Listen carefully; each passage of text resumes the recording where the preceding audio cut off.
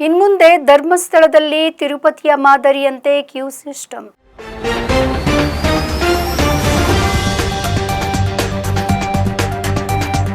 ದಕ್ಷಿಣ ಭಾರತದ ಪ್ರಮುಖ ಯಾತ್ರಾ ಸ್ಥಳವಾದ ಶ್ರೀ ಕ್ಷೇತ್ರ ಧರ್ಮಸ್ಥಳದ ಮಂಜುನಾಥ ಸ್ವಾಮಿಯ ದರ್ಶನಕ್ಕೆ ಬರುವ ಭಕ್ತರಿಗಾಗಿ ತಿರುಪತಿಯ ಮಾದರಿಯಲ್ಲೇ ಸುಸಜ್ಜಿತ ಸೌಕರ್ಯಗಳನ್ನು ಒಳಗೊಂಡ ಆರಾಮದಾಯಕ ಸರತಿ ಸಾಲಿನ ವ್ಯವಸ್ಥೆಯ ನೂತನ ಸಂಕೀರ್ಣ ಶ್ರೀ ಸಾನ್ನಿಧ್ಯವನ್ನು ನಿರ್ಮಿಸಲಾಗಿದೆ. ಮಂಜುನಾಥ ಸ್ವಾಮಿಯ ದರ್ಶನಕ್ಕೆ ಕೇವಲ ಕರ್ನಾಟಕ ಮಾತ್ರವಲ್ಲದೆ ದೇಶ ವಿದೇಶಗಳಿಂದ ಸಾವಿರಾರು ಸಂಖ್ಯೆಯ ಭಕ್ತರು ಪ್ರತಿದಿನ ಆಗಮಿಸುತ್ತಾರೆ.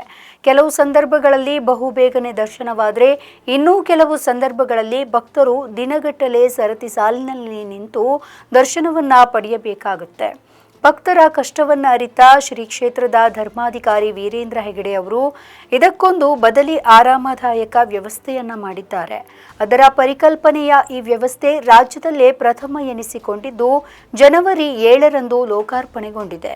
ಶ್ರೀ ಸಾನ್ನಿಧ್ಯ ಸಂಕೀರ್ಣ 2,75,177 ಚದರ ಅಡಿಯಲ್ಲಿ ನಿರ್ಮಾಣಗೊಂಡಿದ್ದು, ಈ ಶ್ರೀ ಸಾನ್ನಿಧ್ಯ ಸಂಕೀರ್ಣದಲ್ಲಿ ಆಧುನಿಕ ತಂತ್ರಜ್ಞಾನ ಬಳಕೆಯೊಂದಿಗೆ ಭಕ್ತರಿಗೆ ಎಲ್ಲ ಸೌಲಭ್ಯವನ್ನು ನೀಡಲಾಗ್ತಾ ಇದೆ. 2 ಅಂತಸ್ತಿನ ಶ್ರೀ ಸಾನ್ನಿಧ್ಯ ಸಂಕೀರ್ಣದಲ್ಲಿ ಒಟ್ಟು 16 ವಿಶಾಲ ಭವನಗಳಿದೆ. ಪ್ರತಿ ಭವನದಲ್ಲಿ ಏಕಕಾಲದಲ್ಲಿ 600 ಜನ ಭಕ್ತರು ವಿಶ್ರಾಂತಿಯನ್ನ ಪಡೆಯಬಹುದಾಗಿದೆ. ಸಕಲ ಸೌಕರ್ಯಗಳನ್ನು ಇಲ್ಲಿ ನೀಡಲಾಗಿದೆ. ಉತ್ತಮವಾದಂತಹ ಆಸನದ ವ್ಯವಸ್ಥೆಯನ್ನ ಮಾಡಲಾಗಿದ್ದು, ಸ್ಟೇನ್ಲೆಸ್ ಸ್ಟೀಲ್ ಕುರ್ಚಿಗಳನ್ನ ಉಪಯೋಗಿಸಲಾಗಿದೆ. ಹವಾನಿಯಂತ್ರಿತ ಸೌಕರ್ಯ ಕೂಡ ಇದೆ. ಭಕ್ತರು ಸರತಿ ಸಾಲಿನಲ್ಲಿ ನಿಲ್ಲದೆ ವಿಶಾಲವಾದ ಭವನದಲ್ಲಿ ಕುರ್ಚಿಯಲ್ಲಿ ಕುಳಿತು ಕ್ರಮೇಣವಾಗಿ ಮುಂದಿನ ಭವನಗಳಿಗೆ ಸ್ಥಳಾಂತರಗೊಳ್ಳಬಹುದು. 2 ಅಂತಸ್ತಿನಲ್ಲಿ ತಲಾ 8ರಂತೆ ಒಟ್ಟು 16 ವಿಶಾಲ ಭವನಗಳಿದ್ದು, ಪ್ರತಿ ಭವನದಲ್ಲಿ 800 ಮಂದಿಯಂತೆ ಸುಮಾರು 12,000 ಮಂದಿ ತಂಗಲು ಇಲ್ಲಿ ಅವಕಾಶ ಇದೆ.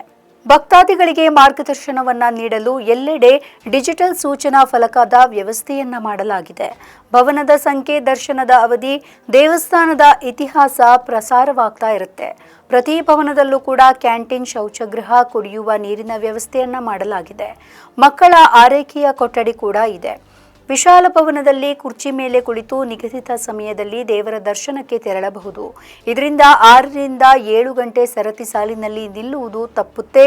1.5 ಗಂಟೆಯೊಳಗೆ ದರ್ಶನ ಕೂಡ ಪಡೆಯಬಹುದಾಗಿದೆ.